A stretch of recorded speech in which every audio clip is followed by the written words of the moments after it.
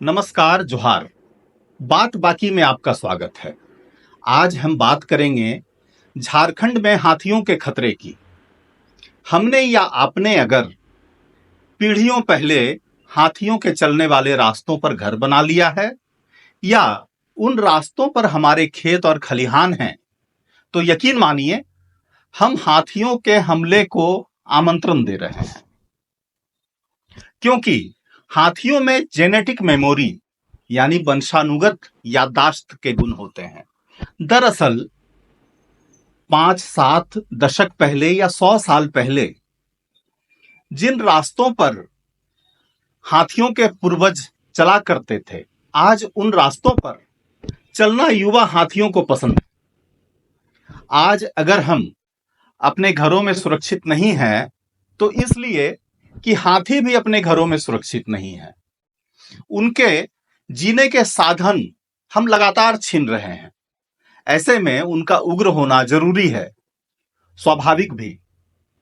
झारखंड में अगर हाथियों के खतरे के लिए गुनाहगार कोई हैं, तो वो सत्तासीन लोग हैं और सत्ता के दावेदार हैं।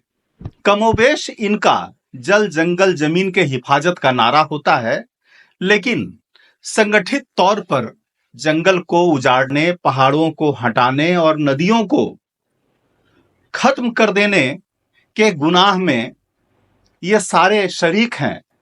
इन्हें इनका संरक्षण मिलता है। उत्तर प्रदेश के दुधवा राष्ट्रीय उद्यान से डराने वाली खबर आने के बाद जंगल, नदी, पहाड़ के पास बसे झारखंड के लोगों का सतर्क हो जाना जरूरी है। दुधवा राष्ट्रीय उद्यान के पास बसे लखीमपुर खीरी और आसपास के इलाकों में जंगल से सटे जिन इलाकों में टाउनशिप डेवलप हुई है, वहां जब तब हाथी दिखाई देते हैं। यहां के मकान और खेत खलिहानों में हाथियों का जबरदस्त उत्पात मचा है। कई घरों और सैकड़ों एकड़ में लगी फसल बर्बाद कर देने के बाद उत्तर प्रदेश के वन्य जीव विशेषज्ञ डॉक्टर जितेंद्र शुक्ला ने संभावना जताई है कि इस इलाके में पहले भी हाथियों की पीढ़ियां रहती थी और हाथियों की मौजूदा पीढ़ियां उस इलाके के भूगोल की जेनेटिक मेमोरी का इस्तेमाल कर उस इलाके में घूम रही है। उन्होंने कहा कि हाथियों की जेनेटिक मेमोरी 5 पीढ़ियों तक रहती है। झारखंड में जल जंगल जमीन की हिफाजत और झारखंडी अस्मिता, विरासत और गांव व्यवस्था के संरक्षण की बात करने वाली पार्टियों को यह जानना जरूरी है कि यहां इंसानों का इंसानों से ही संबंध नहीं है, बल्कि इंसानों का पशुओं और प्रकृति से तादात्म्य भी रहा है। झारखंड की आत्मा तो जंगलों में ही बसती है। यहां जंगल से कटहल तोड़कर लाने वाले लोगों को ग्राम सभा में दंड दिया जाता था। सजा के तौर पर जंगल से कटहल तोड़कर लाने वाले को एक अवधि तक के लिए जंगल में दाखिल होने पर रोक लगा दी जाती थी, ताकि जंगल के फल और अन्य संपदा जंगल के जानवरों के लिए ही सुरक्षित रहे।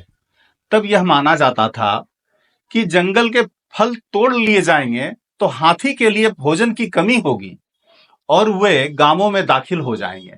लेकिन आज ग्राम सभा में ऐसी व्यवस्था रही ही नहीं है।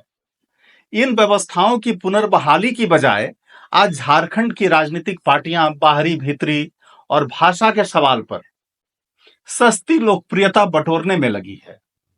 ऐसे में अब हमें झारखंड के पहाड़, नदी और जंगल के बारे में सोचना होगा और अपनी सामाजिक गतिविधियों में पर्यावरण को मुखर होकर मुद्दा भी बनाना होगा, ताकि ये जरूरी सवाल झारखंड की राजनीतिक पार्टियों और सरकार के महत्वपूर्ण एजेंडों में शामिल हो सके।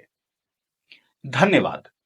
दर्शकों से अनुरोध है कि वे चैनल सब्सक्राइब करें, वीडियो पसंद आए तो लाइक, कमेंट और शेयर कर हमें प्रोत्साहित करें।